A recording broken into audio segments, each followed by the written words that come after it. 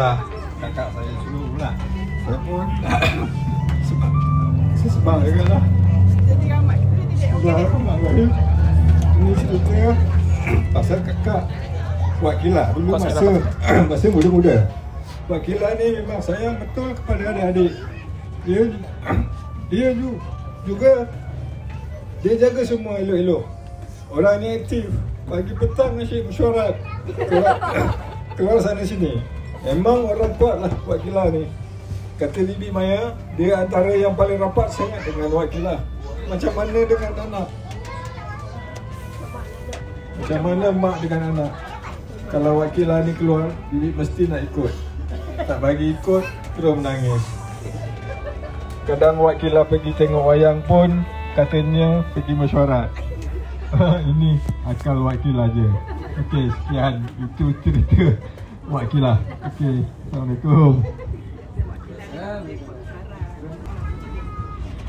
Assalamualaikum semua. Hari ni Ijen dapat baca kisah Wak Asraf, Abang Asraf pula. Kak Mbak Salimah dengar Mbak Salimah, ni kisah lama-lama ni. Masih dalam ingatan ni. Wak Asraf dengan Wak Salimah dulu duduk kat Lendu Adu Gajah. Duduk jauh sana. Kalau balik kampung naik motor je. Itulah transport dulu, orang dulu naik motor. Jadi bila balik kampung, bila balik ke Lendu, dia akan bawa macam-macam bekalan di bawah. Penuh motor tu, kiri, kanan, depan, atas, dekat tempat duduk. Depan tu buah rambutan, buah kelapa, buah nangka, segala macam ubi. Semua ingat lagi peristiwa tu. Masa tu Ijen pun kecil-kecil lagi. Bersungguh-sungguh sebab nak besarkan anak-anak kat Lendu kan, anak kecil-kecil lagi. Dan Mbak Salimah dapat duduk sikit, duduk kat motor tu, tepi di ujung duduk. Ingat Kak Salimah, betul Kak Salimah? Betul. Macam-macam lah dibawa dulu. Ya Allah ya Tuhanku, ini kenang-kenangan Abang Asraf dengan Kak Salimah Masa tu aku kecil-kecil Kak Salimah, ingat lagi. Itulah antara kisah Abang Asraf dulu. Masya Allah. Terima kasih. Alhamdulillah rabbil alamin arrahmanirrahim maliki yaumiddin iyyaka na'budu wa iyyaka nasta'in siratal mustaqim siratal ladzina an'amta 'alaihim ghairil maghdubi 'alaihim waladdallin amin. Terus lepas ni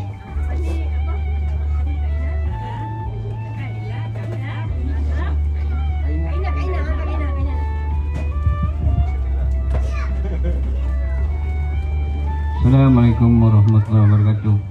Semuanya tinggal kenangan. Jadi sama-sama kita bacakan Al-Fatihah untuk arwah Kak Ina khususnya yang saya pegang ni. InsyaAllah Al-Fatihah.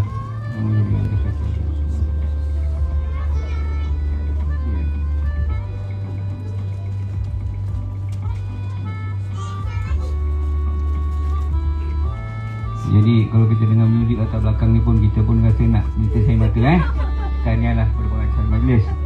Jadi saya mewakili keluarga Wak Ina. Wak Ina dulu dia banyak tolong adik-beradik. Memang betul. Wak Ina dulu.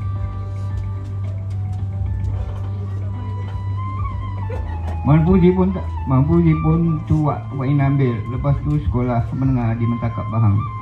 Betul tak Bi? Memang Wak Ina lah yang jaga. Yang sekolah kan dia, yang bela dia. Wak Ina. Kita saat Ijen dan Maya pun kalau pergi sekolah juga tu tunggu-tunggu Wak Ina ambil. Bawa ke sana dan kemari. Duduklah dengan dia dekat kem Askar Mentakap. Oh seronoknya, best sangat. Orang kampung duduk dalam kem, kita rasa macam buah, best sangat. Best gila. Jadi kalau lebih banyak ni saya rasa pun air mata lagi banyak kan. Jadi benda setakat ini sajalah. Jadi insyaAllah lah sama-sama lah kita doakan bukan untuk Wak Ina sajalah, untuk semua sekali lah Jadi insyaAllah mudah-mudahan perjumpaan kita ni bukan setakat berjumpa sajalah macam-macam rangkaian yang kita boleh dapat. Jadi insyaAllah nak cakap lagi pun tak boleh lah, hati sebab dengan passing kepada yang lain.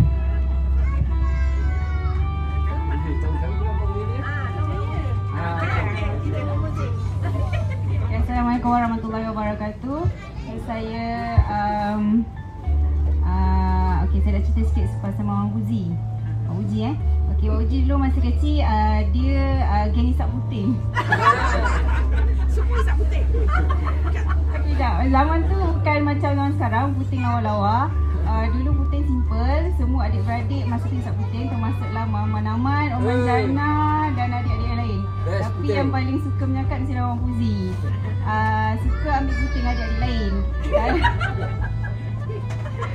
Kalau ada adik nangis, cari puting, tengok-tengok semua puting dah kat Mama Fuzi. Okey, ada yang dihisap, ada yang dipegang, ada yang diletak kat hidung. Itulah cerita Mama Fuzi yang pasti diingat oleh adik-adik. Okay. Ada tambah sikit yang berhubung dengan puting ni. Jadi saya pun salah seorang isap puting lah. Jadi ni pun kenangan jugalah pada saya kan seumur hidup lah. Jadi satu malam tu arwah bapak dengan mak jaga saya kan. Jadi dalam keadaan letih dan penat kan, dia ambilkan botol susu, sebenarnya isi dia minyak gas. Jadi pasangkan puting dia bagi kat saya. Jadi alhamdulillah sampai sekarang sihat, alhamdulillah. Itulah antara kenangan arwah bapak dengan arwah mak yang sepanjang saya isap susu, sepanjang mak bapak jaga saya lah. InsyaAllah.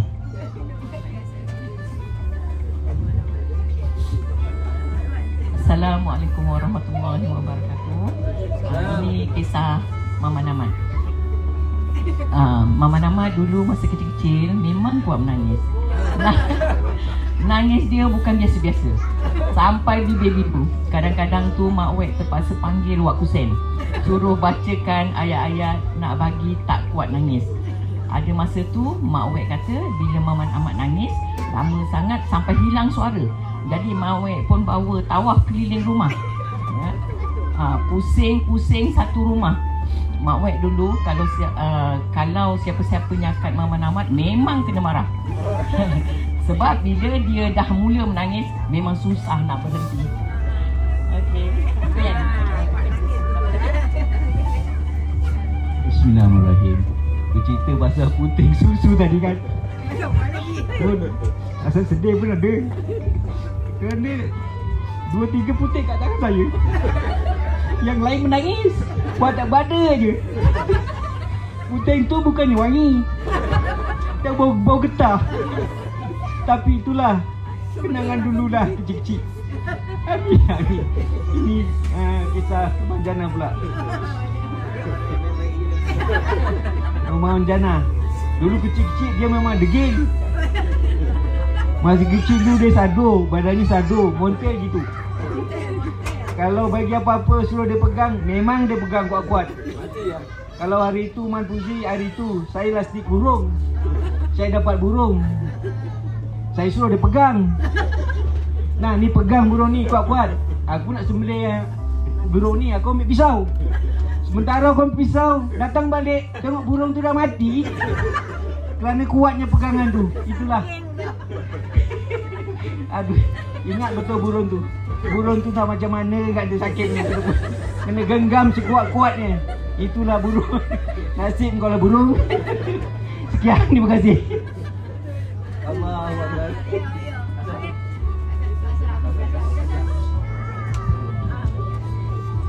Bismillahirrahmanirrahim.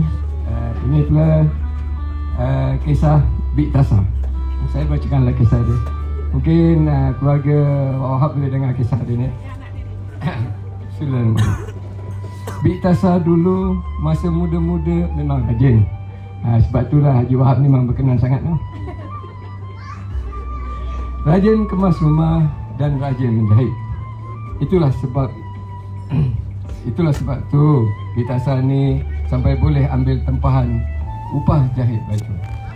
Kalau ada bibik Tasar dekat rumah, memang kemas rumahnya. Rajin sangat orang ni. Memang hobinya pasal benda-benda macam tu. Pasal kebersihan memang nombor 1. Itulah kenangan bibik Tasar. Oleh kerana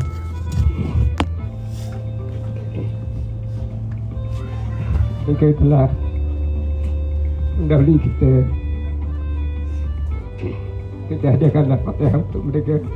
Semoga rohnya dicuci rahmat dan ditempatkan di kalangan hamba-hambanya yang soleh. Al-Fatihah.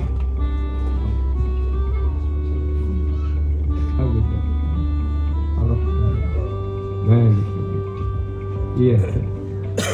Itu masa. Suratan tadi mungkin orang mau dunia mungkin boleh. Sekian, terima kasih.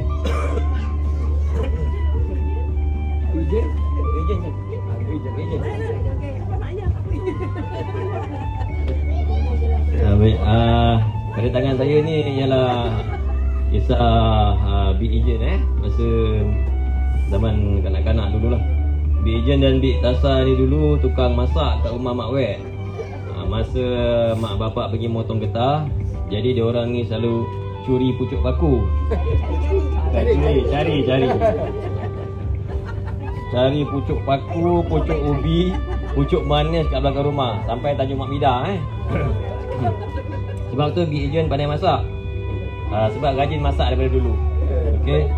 Sampai sekarang pun memang pandai masak.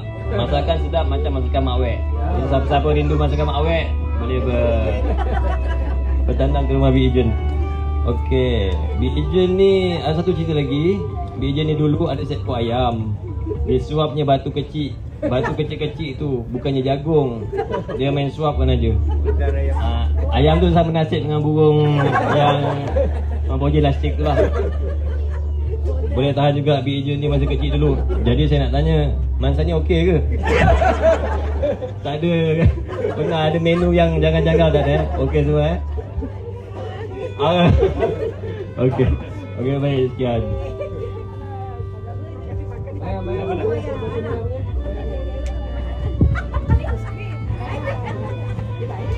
Okay, Assalamualaikum.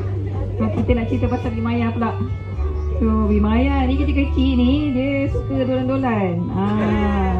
Tak ada kerja lain. Pagi-pagi dia dah pergi, dah sampai rumah Kodi Ipa tu. So Ipa ni kan dia dah anak, yang Ramla tu. Memang geng dia lah main. Kalau main pasal petang, tak balik-balik. So sampai Mawek ni kena cari. Marah Mawek. So ada lagi satu cerita ni. Dulu Bimaya ni rambut dia panjang. Yang gila babe. Tapi banyak kutu.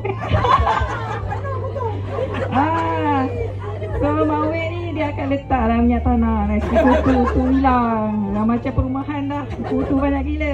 Okey, tu cerita Bimaya. Terima kasih.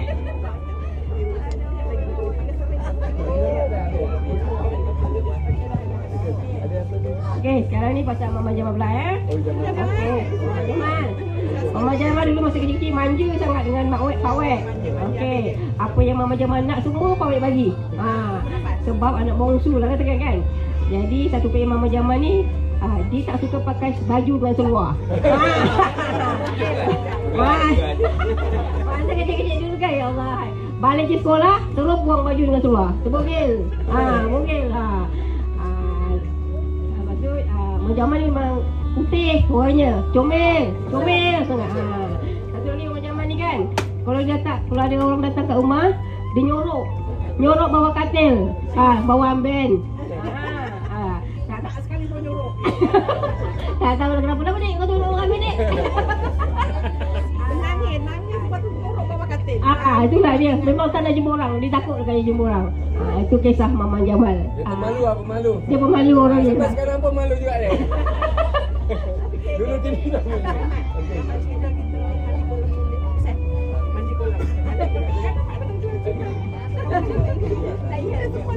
kolam. Dan sepada lagi lah kami adik-beradik ni kan. Sebenarnya dululah kalau ingat yang duduk di Batu Putih ni kan. Dia ada setor getah lah kat situ kan. Dan di belakang setor getah tu ada kolam. Namanya kolam Wak Kusen namanya kan, kalau ingat kan. Jadi kami ni adik-beradik ni memang suka terjun kolam. Kalau ada masalah apa sikit terjun kolam. Bila Mak Wek tengok mana budak-budak ni tak ada. Apa lagi lah, dikejar lah kita orang kan. Ditampukan kita lari sebenarnya kan.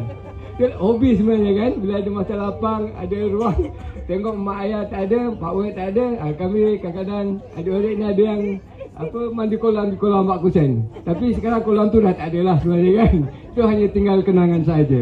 Itulah yang kami dapat imbau kembali lah. Kenangan kisah lama kami adik-beradik di sini. Nostalgia lah buat kami semua. Dan doakanlah kami semoga adik-beradik ini panjang umur, sihat selalu dan dimurahkan rezeki. Dan insyaAllah kita akan berjumpa di lain kali. Dan mudah-mudahan mungkin ada cerita-cerita yang lain pula. Sekian, terima kasih. Assalamualaikum warahmatullahi wabarakatuh.